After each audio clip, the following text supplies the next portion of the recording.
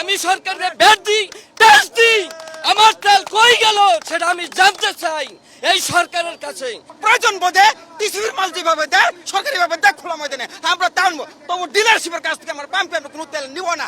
যখন তেলের গাড়ি ঢুকছে তখন যদি আপনারা আসতেন, আসার পরে যদি এই পাম্পে আপনারা ভিজিট করতেন তাহলে এখানে দেখতেন শুধু ড্রাম, এই উল্টা পথে শুধু ড্রাম আসতে আছে, কভার ভ্যান পিকআপে শুধু মনে করেন ড্রাম আসতে আছে। এদেরকে মনে করেন আগে এবং কিছু ভিআইপি তাদের নাকি ক্রেডিট করা গাড়ি, তাদের নাকি মনে করেন যে ওই আগেই টাকা জমা দেওয়া, ঠিক আছে, এদের নাকি আগেই টাকা দিয়া এগুলা তেল বুক করে রাখেন। এখন আমার কথা হইলো কি, এই পাম্পিং যদি ক্রেডিটেই হয়, যদি আগেই টাকা দিয়ে তেল নিতে হয় তাহলে ওখানে সাইনবোর্ড লাগবে যে বহিরাগত গাড়িদের তেল দেওয়া নিষেধ। আমাদের পার্সোনাল যে গাড়ি সেই গাড়িতে আমরা তেল দেবো, পার্সোনাল যে অফিস আদালত মিল ফ্যাক্টরি, ঠিক আছে, ওই জায়গায় দেবেন।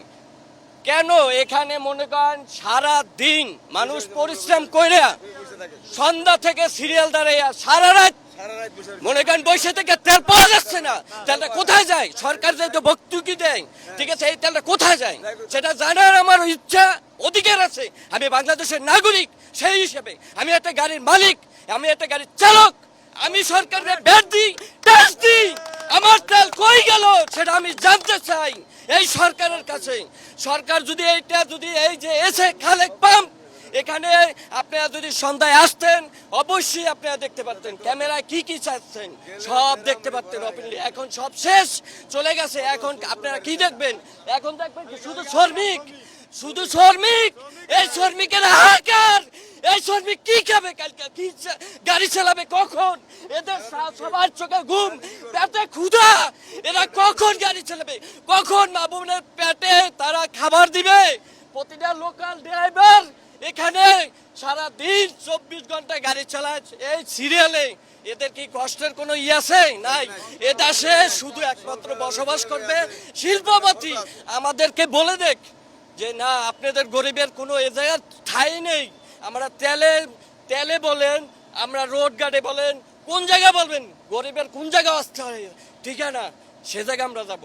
আপনার ঘর বাড়ি, ঠিক আছে, রাস্তাঘাট যেখানে বলবেন সেখানে গরিবের জন্য মনে করেন কোনো অধিকার নেই, কোনো অধিকার নেই। এটা সরকারের মনিটরিং এর অভাব আছে। কেননা আমরা সন্ধ্যার সময় আসে দেখি সিরিয়াল নিয়ে, এখানে আমরা দেখলাম উল্টো পথে গাড়ি আসে কভার ভ্যান, বিভিন্ন পদের কভার ভ্যানে দেখি ড্রামকে ড্রাম তেল দিচ্ছে, পার্সোনাল তেল। অথচ আমরা 5 ঘন্টা 6 ঘন্টা ঘুরে তেল পাচ্ছি না। এবং আমরা যদি লেনে যদি 2 লেন করি, সার্জেন আমাদেরকে পিঠে বাইর করে দেয়, মামলা দেয়। আমাদেরকে গতকালও আমাকে 500 টাকা নিয়েছে এখানে, তারপরেও আমরা নির্লজ্জের মতো পিছনে পিছনে আবার আসি। কিন্তু আমরা যদি ভর্তুকি দেয়, সরকার প্রয়োজন 150 টাকা লিটার নোক আমরা দিতে বাধ্য। কিন্তু প্রয়োজন বোধে টিসিবির মাল যেভাবে দেয় সরকারি ভাবে দেয় খোলা ময়দানে আমরা টানবো, তবু ডিলারশিপের কাছ থেকে আমরা পাম্পে আমরা কোনো তেল নিব না।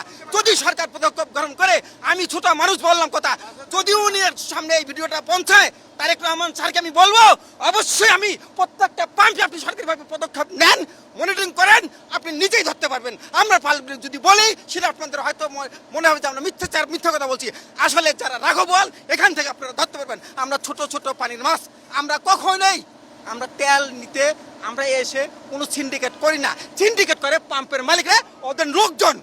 আপনারা আসেন দেখেন, যদি সত্যতা না পান আপনারা উইদাউট ইনফরমেশনে আপনারা লুকা যাবেন সিভিল ড্রেসে। যদি পারেন, এই সরকার যদি পারে, তাহলে আমি যে কথাটা বললাম যদি সত্যতা প্রমাণ না হয় তখন আপনি আমাকে দেখেন।